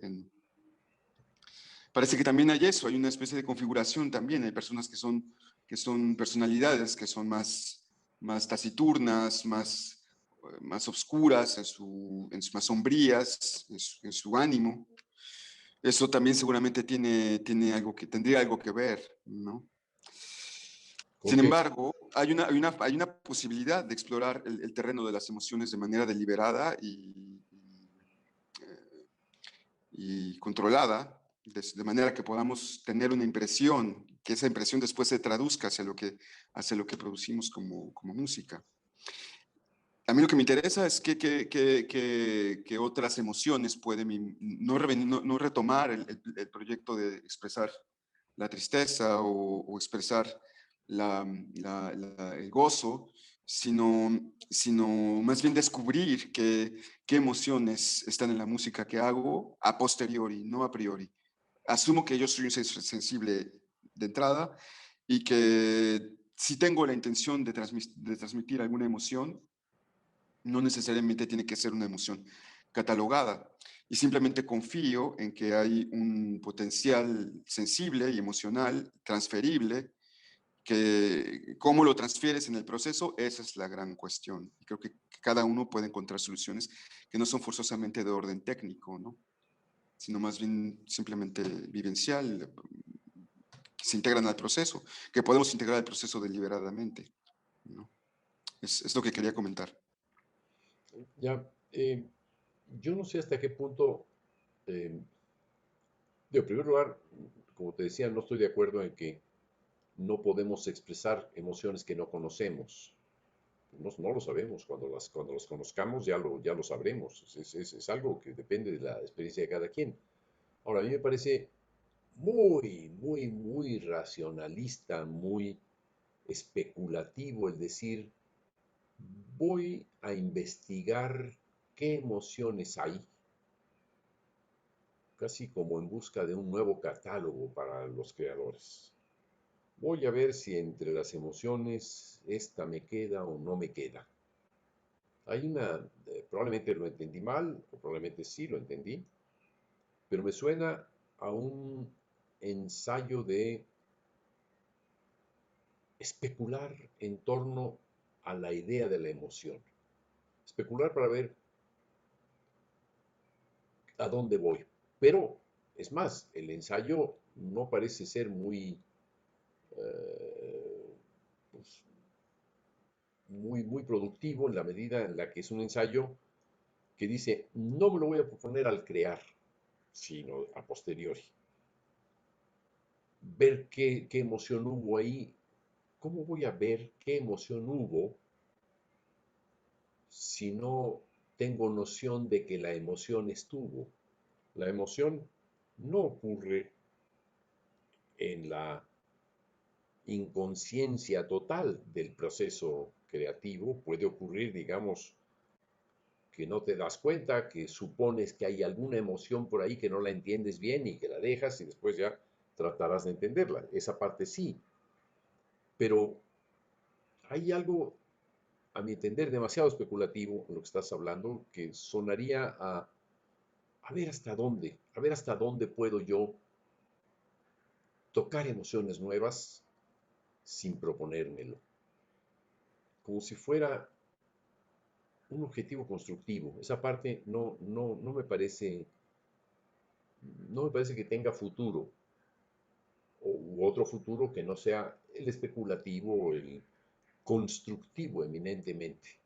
No, la, la emoción es ella misma constructiva, es decir, implica la necesidad de construirla, de elaborar el cómo es, cómo se mueve, cómo se presenta, y tratar de descubrirla con, con las calidades del oído y del aparato de fonación y del aparato de generación rítmica de cada quien. Y con la búsqueda en lo hondo de esas voces. Debe estar ahí. O sea, si puedo encontrármela como parte de una especulación a la que he llegado, eh, es posible la pueda también analizar propositivamente para crear algo en torno a ello. No, no le veo mucho futuro a eso. O sea, me suena, de veras suena eh, una racionalización de algo que no es tan racional, Mauricio. No, pero no es eso lo que yo estaba diciendo. Bueno, creo que hace un instante dijiste más bien a lo que lo resumiste de otra forma y es más eso lo que trataba de decir. No es un proyecto tampoco. Es más, yo hablo desde mi experiencia, no desde un proyecto que yo haya establecido y vamos a hacer ABC y así lo vamos a lograr, ¿no? Pero ¿podrías un No, poquito más?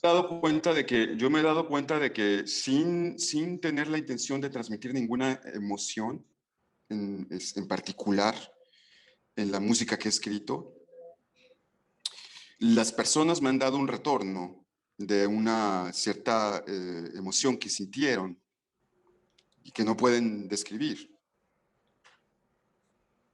¿De dónde viene eso? Mi idea es que viene de experiencias viene de que hay una impresión de emocional que viene de experiencias que yo he tenido, que forzosamente tienen que de una manera o de otra reflejarse en un gesto creativo que no es racional para nada, al contrario, es intuitivo. Yo creo que, no sé, un ejemplo como, vamos a tomar cualquier ejemplo, un ejemplo que se me ocurre ahorita, ¿no? Yo creo que Agustín Lara o cualquiera de estos compositores de canciones de boleros, no se propone de ninguna manera hacer una canción triste, sino que se sienten tristes y lo expresan, ¿no? No lo creo Sin tampoco. embargo, tenemos un problema con la música contemporánea, con el que no tenemos esas herramientas, no tenemos esas herramientas del código armónico que ya facilita mucho la comunicación de la tristeza, pues, ¿no? Entonces, si no se trata de volver ni al código establecido en el pasado, entonces también puede tratarse de expresar cosas nuevas, expresiones nuevas que no conocemos. A lo mejor es un proyecto de la música nueva en general, que no necesitamos tampoco rompernos mucho la cabeza para inscribirse en él, ¿no? Más bien sí tratamos de volver a la necesidad de expresar eh, lo ya dicho, lo ya expresado. Nos encontramos en un callejón sin salida, a veces, ¿no? Podemos encontrarnos. A lo que voy es a que mi experiencia es que voluntaria o involuntariamente, hay algo de voluntario y de involuntario en algunas de esas experiencias que he tenido que se han traducido en emociones muy fuertes.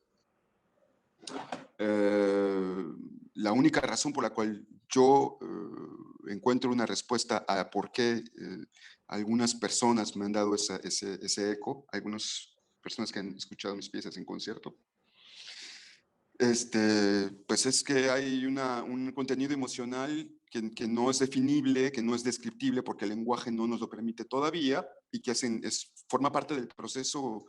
Es decir, la música que hago forma parte del proceso global e histórico y de eso que está en gestación, de esas nueva escala de emociones que no tiene definición, que no tiene. Puede ser que haya otras cosas, ¿no? Puede ser que haya otras cosas, como puede ser que haya otras, como hay otras relaciones que hemos explorado y descubierto desde que